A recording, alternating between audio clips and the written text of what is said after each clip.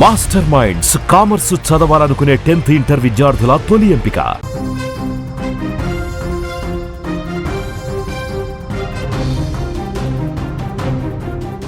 తెలంగాణ రాష్ట్రంలో రవాణా వ్యవస్థ ఒక్కసారిగా స్తంభించిపోయింది. ఆర్టీసీ కార్మికులు తమ డిమాండ్ల కోసం సమర శంఖం పూరించడంతో పల్లె వెలుగు నుంచి మెట్రో ఎక్స్ప్రెస్ వరకు అన్ని బస్సులు డిపోలకే పరిమితమయ్యాయి. సర్కార్తో జరిపిన చర్చలు ఫలించకపోవడంతో కార్మికులు రోడ్డెక్కారు. ఈ సమ్మె ప్రభావంతో సామాన్య ప్రయాణికులు విలవిలలాడుతుంటే హైదరాబాద్ మహానగరం మెట్రో రైళ్లలో జన సందోహంతో కిక్కిరిసిపోతోంది. అటు ప్రభుత్వం ఇటు జేఏసీ పట్టు వీడకపోవడంతో రవాణా సంక్షోభం మరింత ముద్రేలా కనిపిస్తోంది. తెలంగాణ వ్యాప్తంగా ఆర్టీసీ జేఏసీ ఇచ్చిన సమ్మె పిలుపుతో రవాణా రంగం అతలాకుతలమైంది.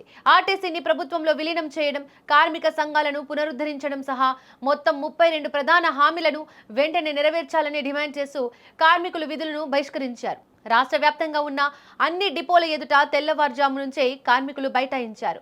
ప్లకార్డులు చేపట్టి ప్రభుత్వంపై నిరసన చేపట్టారు.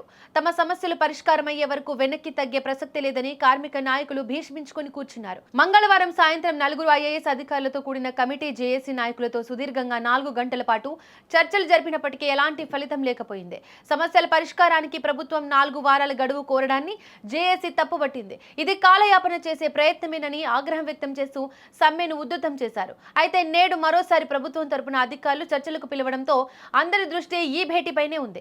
ఈ సమ్మె వల్ల దాదాపుగా 10,000 బస్సులు రోడ్డెక్కకపోవడంతో సామాన్య ప్రజలు నరకం చూస్తున్నారు. ముఖ్యంగా గ్రేటర్ హైదరాబాద్ పరిధిలో పరిస్థితి మరింత దారుణంగా తయారైంది.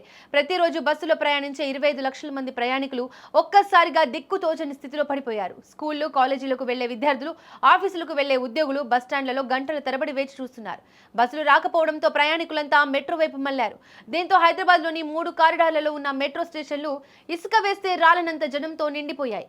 ఎస్కలేటర్ల నుంచి ప్లాట్ఫామ్స్ వరకు ఎక్కడ చూసినా జనాలే కనిపిస్తున్నారు. మెట్రో రైళ్లు కిక్కిరిసి ప్రయాణిస్తున్నాయి. ఇదే తరుణంలో ఆటో డ్రైవర్లు కూడా ధరలు పెంచేయడంతో సామాన్యుల జేబులకు చిల్లులు పడుతోంది. వేరే దారి లేక ప్రయాణికులు అడిగినంత ఇచ్చి గమ్యస్థానాలకు చేరుకుంటున్నారు. ఇదిలా ఉండగా ప్రభుత్వం మాత్రం కార్మికుల సమస్యల పట్ల సానుకూలంగానే ఉన్నామని చెబుతోంది. TGS RTC MD Y Nagireddy మాట్లాడుతూ కార్మికులు సమ్మె విరమించి విధులకు హాజరు కావాలని విజ్ఞప్తి చేశారు.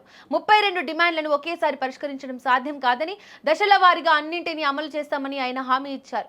కాంగ్రెస్ ప్రభుత్వం కార్మిక పక్షపాతి అని చర్చల ద్వారా సమస్యలను పరిష్కరించుకోవాలని ఆయన కోరారు.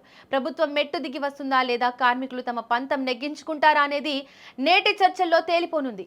అప్పటి వరకు ప్రయాణికులకు ఈ తిప్పలు తప్పేలా లేవు.